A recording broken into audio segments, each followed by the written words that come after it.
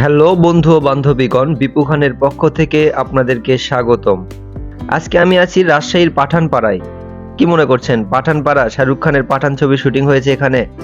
না, এটি রাজশাহী সিটি কর্পোরেশনের ৯ নম্বর ওয়ার্ডের একটি এলাকা, যা মূলত রাজশাহী পদ্মা নদীর কিনার ঘেঁষে অবস্থিত। যা হোক, ভূমিকা না করে সরাসরি ভিডিওতে চলে আসি। আমি এখন আছি রাজশাহীর মুক্তমঞ্চে। মুক্তমঞ্চ এমন একটি স্থান যেখানে মুক্ত সাংস্কৃতিক অনুষ্ঠানের সুবিধা আছে। রাজশাহীর বিভিন্ন সামাজিক সংগঠন তাদের অনুষ্ঠান করার জন্য মুক্তমঞ্চ ব্যবহার করতে পারে। পদ্মা নদীর আবহে প্রায় ৭৫০ জন বিনোদন প্রেমী এই উন্মুক্ত থিয়েটারে অনায়াসে একসঙ্গে বসে বিভিন্ন অনুষ্ঠান উপভোগ করতে পারে।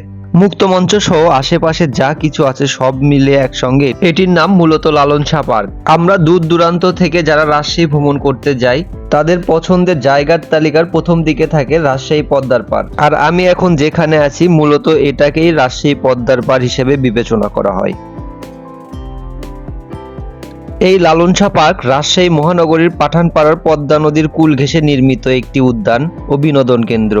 রাজশাহী মহানগরীর অধীনে যতগুলো পর্যটন কেন্দ্র আছে প্রায় প্রত্যেকটিতেই প্রবেশ করতে হলে আপনাকে টিকিট কেটে প্রবেশ করতে হবে। শুধুমাত্র এই লালন শাহ পার্ক অর্থাৎ মুক্ত মঞ্চ এবং পদ্মা গার্ডেনে ঢুকতে হলে আপনাকে কোনো টিকিট কাটতে হবে না। অর্থাৎ এটি রাজশাহী মহানগরীর একমাত্র উন্মুক্ত বিনোদন কেন্দ্র।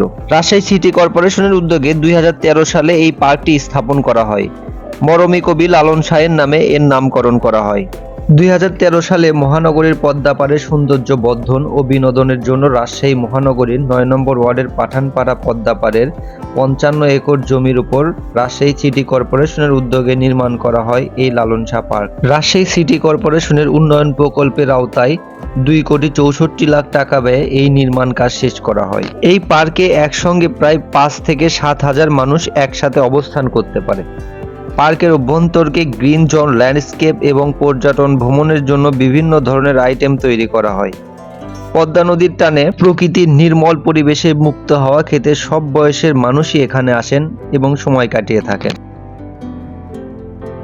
এখানে আরো একটি জায়গা আছে যেটির নাম পদ্মা গার্ডেন। এটির অবস্থান রাজশাহী শহরের সব থেকে নিকটে। রাজশাহীর সাহেব বাজার 0 পয়েন্ট হতে মাত্র 2 মিনিট হাঁটলেই আপনারা পেয়ে যাবেন এই পদ্মা গার্ডেন। সময় কাটানোর জন্য একটি অসাধারণ জায়গা। মুক্ত মঞ্চের ওইদিকে সারাদিন প্রচন্ড পরিমাণ রোদ থাকে, কিন্তু পদ্মা গার্ডেনের ভিতর প্রচুর গাছগাছালি থাকার কারণে এখানে সারাদিন ছায়া থাকে এবং পরিবেশ অনেক ঠান্ডা থাকে। এখানে বেশ কিছু রেস্তোরাঁ আছে, ফুচকার দোকান আছে, শিশুদের খেলার জন্য বিভিন্ন রকম খেলনা আছে।